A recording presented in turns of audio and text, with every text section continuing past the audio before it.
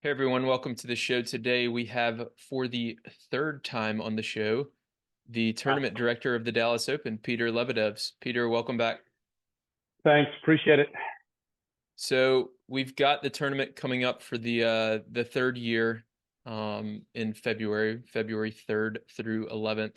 Last year we had this conversation and I asked you what's going to be different, and y'all added electronic line calling. You had better food last year, and then you had more shopping, a bigger kind of area with merchandise and stuff like that. So what is going to be new for year three?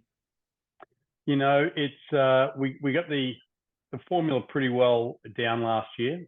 We've Okay. got Tamika Sina back for our mumbo drink, and we've got a few new graphics you're going to see on the video board. So people are going to have a little bit of fun with the ace graphic and with our deuce graphic. So we're going to encourage people to have some good times. We're doing some delivery into seats for our boxes and our second floor people. So during matches, you might even see the odd waiter going out there delivering some drinks, which we did last year, but we're doing a little more this year, which is great. And new players, always trying to do that as well. For our ladies classic on that Saturday night, we have Caroline Wozniacki, who is obviously a former number one coming back, been playing some great tennis at the US Open and getting ready for the Aussie Open. And Ginny Bouchard, a former number four in the world, she's coming to play that match. And then with the guys, we've got Tommy Paul coming to our event, which as his ranking right now is 14 in the world for our list, and then Ben Shelton, who who Hmm. knows what Ben's going to do with that lefty serve. So a few new players and a few new opportunities like that. So it should be great tennis out there. Yeah, it's going to be a lot of fun. It seems like pretty much all the top Americans, I guess with the exception of Fritz, are going to be there. Tiafoe, Tommy Paul, Ben Shelton, Chris Eubanks, I saw, who I love Yeah, him. He's a lot of fun to watch. Opelka is going to be back, hopefully healthy again as well. So, yeah, and then of course Saturday night, like you said, Wozniacki and Bouchard will be a lot of it'll fun. be great. And then y'all had a big announcement in the last couple of months about next year. So 2025, Right. you're moving up to a 500. Tell us what's going on. What can we expect going forward for next year? Well, in 2025, we were lucky enough to be awarded one of the upgrades from a 250 to a 500. There were 17 different bids from various tournaments and management groups around the world, and we were lucky enough to be granted one of them. And how that happened is we've partnered with the Dallas Cowboys to be out Mhm. at Ford Center at the Star. So we're going to be going into that venue out there, which is absolutely amazing. We'll be able to get both courts in there as well as full practice. We're going to have a 6,000 seat arena. And on one side of the court, we're going to have a triple decker type structure where on the lowest level you have boxes and food. On the second level, you have some more boxes and another food area. And on the third level, where you can look out on all three of those levels to both courts, you'll have a restaurant experience. So it's going to Mhm. be absolutely amazing. And for the players, they're going to be able to stay at the hotel, which is connected to the venue. So theoretically, the guys could go up to their hotel and never step outside for the next 9 days. But the Star has 17 different restaurants out in that area. And we're going to have an amazing time for the players. Obviously, it's a state of the art facility that will take care of the players. And then for the fans as well, we've got some new things planned. Don't want to sort of making promises yet. We're working on sort of does it fit, does it work? But it's going to be really amazing. And working with the Cowboys, we had Charlotte Jones do our announcement with us on that day. It was fantastic. We had Austin Krajicek out there, number one doubles player in the world because that's where he Mhm. trains out in that area, along with Philip Farmer. And we Mhm. had some really great momentum that we're going to be looking forward to. Got to get through this one first and do a great job here and make sure our fans really are taken care of in 24 and then 25 go up to that new level. Mhm. Yeah, so you said there was 17 applications and they handed out how many for Three, the five? Three, okay. one one This in is one in something. April and two in Okay, February. got it. Okay. And then who were the other two that got upgraded? Do you Um, remember? it was they had the Munich was upgraded and so was Dubai was upgraded as well. Bye. So Okay. yeah, some great bids. I saw a few of them, and a lot of work, a lot of time going into it. We had to show the ATP what we were going to do for the players and the fans, and also, what made sense for when you become one of only 16 500s. Does that make sense? How does it look on a map, telling the story of the, more high-end events that the ATP is trying to create, and, as lengthening those thousands out.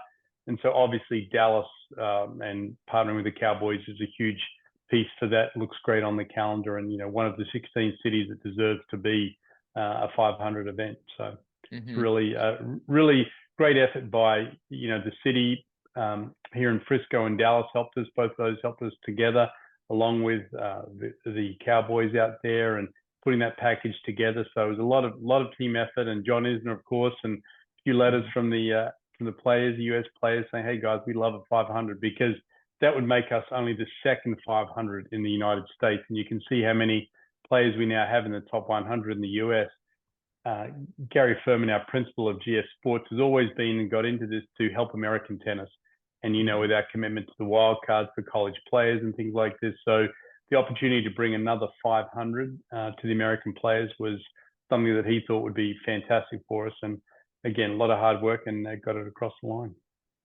So the date will stay roughly the same, correct? It'll still be in Pretty much, February?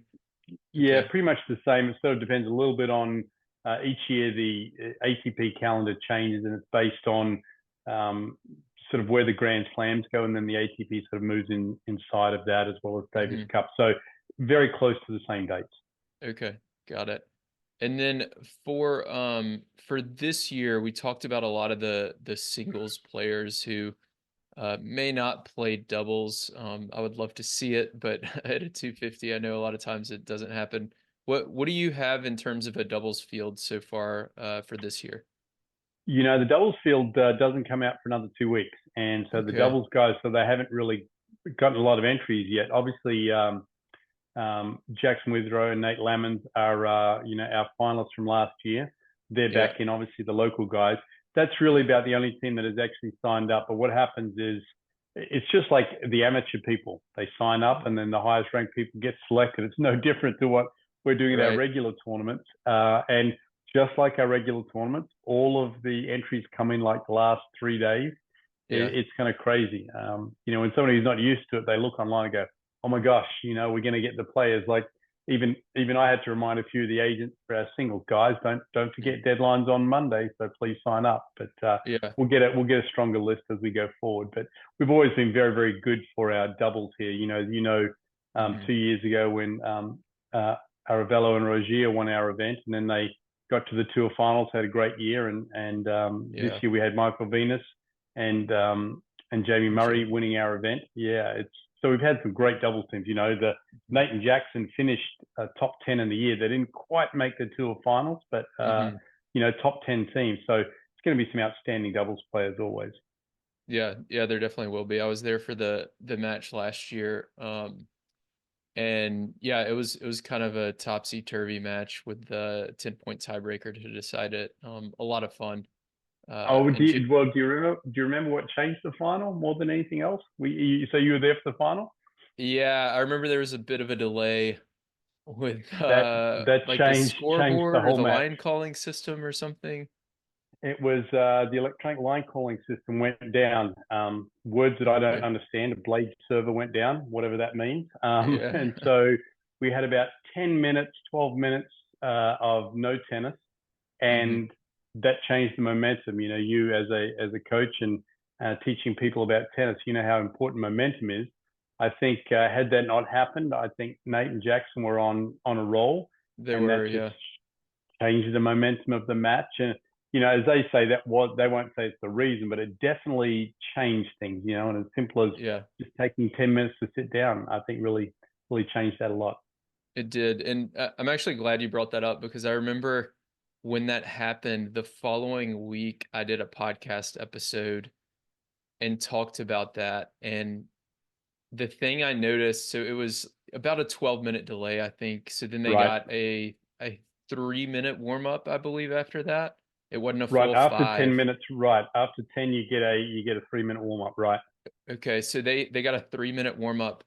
They went back out there, and I was thinking, like, what would I do with a 3-minute warm up after a 10-minute delay? or a club level player.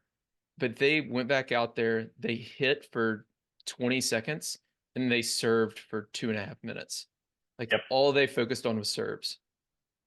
Absolutely. At that level, those guys, it's serve and return. So they got to make sure they're making Mhm. their first serves and getting that in. But yeah, that's look. I might take a few more volleys, but Yeah. for them, it's all about serve. They got to get those first serves in and control the point from the first ball. To Yeah. strike tennis. Yeah, it was really crazy to watch. I mean, I knew they would focus on that some, but it was like 80 or 90% of the warm-up time. Okay, so I want to ask a few strategy questions. First off, I want to get a quick update on Catherine. So how's Catherine doing in the off season? I know she's been in Thailand playing a bit, right? She has. She's sort of looking to relocate. She spent about 10 days with me here in Dallas before she took off to Thailand, and we were working hard just like any great athlete. 7 o'clock in the morning, getting up and grinding it out there, and then she plays some matches in the afternoon and do her fitness. She went to Thailand. She won a couple of rounds. She's right 4-2 on the season. Won 4 matches, lost 2. She just lost what did we last night to the number 2 seed who actually won an event last week. She's hitting the ball well. Her and I have been talking, and she's like, I'm hitting the ball now as well as I've hit it in a long time. And it's just, look, again, the practice was nothing special. It's about hitting a lot of balls and getting prepped for the trip down there. She loves the heat, so Thailand was a great option. Hadn't been there before, always trying to do something different. And now she's in the doubles, main draw doubles at Oz. So she's heading there to the Aussie Open this week in a couple of days. But Good. she's sort of looking to make that change and do something a little different. It's the old adage of do the same thing, expect different results is not good. So Yeah. she's looking at Dallas as potentially based because we've got a few young ladies who are now training out of Dallas here at the SMU Tennis Center. So it's actually a little hotbed of both ATP and WTA players now. So it's a great place. That's awesome. Yeah, tennis in Texas is really on the rise. Yeah, hopefully I'll get to see her maybe at the ATX Open, and we can do another podcast there. All right, so let's dive into. I just want to do 3 or so net play questions. So as I'm preparing for 2024, I'm sent out this survey to all the listeners of the podcast and our followers on Instagram and stuff like that. And I said, what is your number one problem on the doubles court? And I've got listed out serve strategy, return strategy, net play, baseline strategy, mental game, and number one is net play strategy. Why do you think that is for a 3-0 to 4-0 level player? Why do you think they would say net play is their biggest issue? Because that's looked at as where you end the point. You're at the closest to the net. You should be ending the point there. And part of that is the ability to take that short ball or rather take that floating ball and do that. And it takes practice and sort of that split second it goes past you. They go, gosh, I should have had that. So they always feel like they're not doing enough as a net player. So I think that's where they look at it. And then, of course, as you miss 1 or 2 and you start thinking, oh, I'm going to not do it. I'll just sort of cover my half of the court. So I think that's why they feel that they know that they can be the one to end the point, and they're told it by all the coaches. And just that confidence and that ability to execute sort of creeps up in their mind as they do that. To me, what they have to do is understand what their strengths are on their volley game. If you've got a great forehand volley, lean over a little bit, take a little more room. If you don't like your backhand volley, don't be poaching as much on that side. You and I talked about that before. Trying to take that inside out backhand volley, from the ad court at the net. It's just such a hard volley. Teaching people how to play it correctly, get it back, and then look to go on the second one. Mm-hmm. Yeah, it seems like, as well as you were just saying that, I was thinking like it seems like most club players, an error from the net seems to hurt worse than an error from the baseline psychologically for some reason. It does. 100%. Even though they're worth the exact same.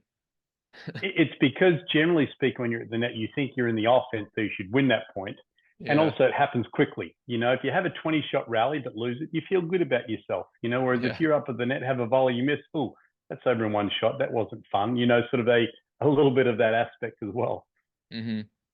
So let's say we take a 3-5 player Mhm. and they come to you and they say, Peter, I'm a pretty solid 3-5 player. My forehand and backhand are decent. My serve's okay. I'm just not very confident at the net. I'm not sure what to do up there. I'm gonna give you 3 months to work with me to improve my confidence and my skill set up there. How would you approach that? Where would you start? I'd start on their positioning in doubles for Hmm. where they volley from. I mean, you watch the pros now; they're almost standing in the middle, saying, "Take me down the line." And if you look at so many 3-5 players, their main goal is, "Oh, cover the line, cover the line." So I'd work on positioning first, um, and then secondly, I'd be working on the way they cut the ball off, because again, so much of people at the net move laterally instead of diagonally to the ball. So, when you take that volley, it's going to be, I want you moving this direction versus laterally. And I'd also spend a lot of time on a first volley. The idea that you're going to be, you've done your split step and you're moving as you actually hit that first volley when you're coming in. Because I think it's that transitional stage where a lot of players have difficulty. They don't make a great first volley. And then when they do get the opportunity to put it away, they just, instead of going forward and ending up, right on top of the net, because they're so worried about the lob. That's why they move laterally. So I'd spend time on positioning, moving diagonally, and a first volley where they're actually moving as they hit that first volley. So years ago, I used to watch Wimbledon when the grass wasn't quite as slow. They had a little less rye in it. There was a brown patch right behind the service line and a brown patch about 6 feet in front. The split step was at the first brown patch, and then the volley was made, and then the second brown patch was the second split step, and just emphasizing that. So that's where I'd start with most. And look, it's what I did for years when I was coaching at the rack club, trying to give people that confidence and know what they should be trying to do. Whether they execute every time doesn't matter, but they get better and feel confident, they will have better results. Yeah, I like that, especially with the first volley. If you're able to execute that a little better and hit it a little bit cleaner, maybe with more depth or to the opponent's weakness, it makes the lob a lot more difficult for them, right? That's So then you that's don't have to exactly worry right. about it as much. Um, Because that's at the 3-5 level. The lob is what everybody is worried about. I mean, and right. and look, a good lob. Mike and Bob Bryan lived on the lob return. They could hit it to within a foot of the baseline, and a great lob is a great lob no matter what level. And so that's what people get scared about it. So you got to emphasize it's okay to lose one or two. If you win, 7 or 8, then you win the match. But everybody tends to remember that time they got passed down the line or that lob went over their head. It's like, Hmm. hang on, let's think of it in the big picture. Yeah, yeah, exactly. So what's one or two of your favorite net play drills to kind of improve your hands? Oh, look, there's always the idea of, starting 2 feet behind the service line and moving in on each other, trying to force an error. So it's a quick Hmm. hands exercise. Is one of the best exercises to do. Just getting your used to that and also executing your shot. I also like, just as a pure volley exercise, and I honestly, I see it done so, um, I don't want to say poorly, but not emphasized enough. I always do a 3 or 4 shot volley exercise where I'm feeding the ball this time, and the person goes forehand, backhand, forehand, backhand. And by the last volley, you're on top of the net. But so many people don't emphasize that to hit a great volley, I've got to take my step into it with my left foot if it's forehand, and my right foot will come around because of the momentum. And then I'll actually, then cross over. And so many times they take the step with the left foot and then they come back to a ready position. And I emphasize the ability to move through the volley to hit a better volley. And that's one of my sort of go-to drills. Whenever I get people to do that, it's like, oh, wow, I didn't know that I, could actually, in a sense, go a little bit past the ball to hit a better volley, and I'll get a weaker return from my opponent. So Mm. emphasizing that movement through the ball, as well as the quick hands exercise, are just two, I think, great exercises. One is technique based, and the other is sort of live ball, real life based, which I believe you Mhm. always have to have both those elements when teaching somebody. Yeah. So for people listening, I want to make sure they get this. So the first one, you can do this one on one or with four players, and it's just Yep. a live ball feeding drill. You're a foot or two behind the service line. The opponent, or your partner is a foot or so behind the service line. You feed and you just play the point out with your volleys closing in to the net. Is that right? Emphasis being on close in. You can start as far back as you would like to give you more room, because what Mm-hmm. tends to happen is people take 2 steps and stop moving. And I Mm-hmm. want one person to finish with their nose over the net. Win or lose, if somebody's that Yeah. close, then the drill has been executed. Because I do see a lot where they take 2 steps, they all get about a foot inside the surface and then stop. Yeah. But no, you gotta keep going, and encourage that. Yeah, yeah, you really have to push your kind of comfort zone with that, and then your hands will develop over time as you improve your reaction time. And then the second one is, it sounds like a feeding drill. So you need a It's coach or a basket of balls, and they feed you a forehand, backhand, and you're kind of moving forward as you hit the volleys. Exactly. Like you could put a cone out there, and your coach feeds the cone. You have to go on the outside of it each time. That is definitely a technique that is more coach simulated that you have to do on that one. But that is again always emphasizing 2 things: moving forward as you hit it, and on technically making sure you move through the volley as you hit it. You watch an Edberg backhand volley back in the day. He takes that step with that right foot. The left one comes around and he's crossing over. That was back in those days. That was like floating on a cloud, Hmm. watching him in a backhand volley. Awesome. Um, all right, so that's all the strategy for today, Peter. This episode's going to be a little shorter than last year. I wanted to finish off with um, where people can go to get tickets, and then also I know volunteers is a thing typically. Talk a little bit about both of those items there. Yeah, look, with all the tickets, dallasopen.com, you can get the ticket packages. You can look at the sessions that you would like to be a part of, and go out and see it. Again, remember the worst seat is about 38 feet away from the court. So there's not a bad seat in the house. That's your worst seat. So dallasopen.com. And we are looking for volunteers. Again, it's on the website, dallasopen.com. One of the ones we're really looking for is some transportation drivers to pick up the players from the airport, and also to take them around Dallas when they want to go to restaurants, which is always a fun thing, is get that opportunity to sit in the car and talk to Francis or Tommy this year, or Ben and Hmm. his dad. So we're always looking for those, and we got ball kids we're already covered on right now. We're loaded for our ball kids, but for some drivers who want to get to meet some of the players, that'd be a great place to sign up for it. I can't believe that that's the one that you struggle to get, because I know people who have done it for, I think for Dallas, for the WTA finals here in Fort Worth, for the Yep. ATX Open last year, and everybody tells me it's so cool. Like everybody's It, like, "Oh, I was in the car with I gave Ans Jabor a ride to the airport, and she was so nice and chatted with me, and like you get such good like one-on-one interactions. I can't believe that and that's I think it's a little bit, people sometimes are a little bit scared of just the driving aspect, to be honest. uh I think that's because look, the interaction is terrific. Every driver we have that's why they come. It's not because, mhm. okay, this is what I love to do is drive. I get a Yeah. chance to drive and chat with the players. I mean, there's no doubt. I mean, look, I'll be honest, years ago when John McEnroe came to Memphis, I took him back to the hotel that night. Now it was, midnight, so there wasn't a whole Mhm. lot for me to do. But I enjoyed the chat with John, and I'm able to talk a little bit of tennis things and stuff like that. So look, I was I was in it for exactly the reason you said. So, Mhm. um, but I think it's just a little bit of they're going to be driving brand new BMWs around. So I think sometimes people, for us, Sounds they get a nice. little worried about driving that brand new. Look, it's great once you figure out how to use the dead gum thing. I know when I got it, I was like, okay, where's the mirror? How do I adjust the mirror? And but it's look, that's a fantastic job, and we helped out with Fort Worth, give some of them their drivers back when the women's Mhm. final was here, and yeah, that's a great job. But we'd love to have a few more in there. Yeah, awesome. So anybody listening, go apply to be a driver at dallasopen.com. All right, Peter. Well, thank you a ton. I will see you here in several weeks for the Dallas Open. Any final requests or thoughts for the audience? Look, everybody, just come on out.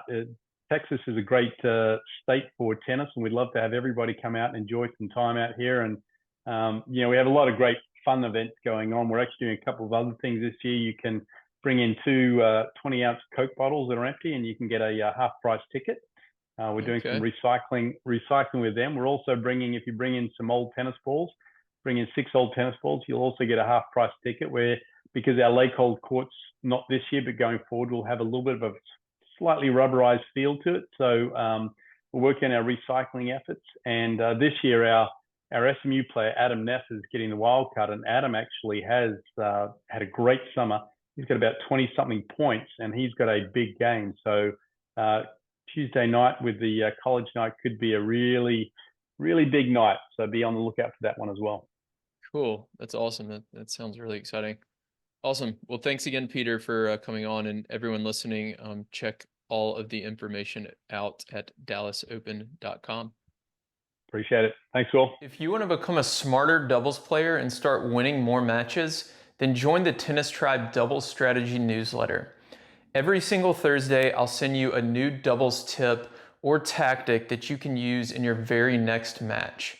And when you join, you're going to get a free guide on how to play with more confidence and start dominating at the net in doubles. My name's Will. I'm the founder of the Tennis Tribe, and over the last 5 years, I've worked with players at every level of the game, from USTA 3.0 players all the way to Division I college programs, as well as some of the top 10 doubles players in the world. And on Thursdays, with this strategy newsletter, I share that knowledge and advice that I've gained over the years with you. So to sign up, you can go to thetennistribe.com. And again, you'll get that free net play guide when you join.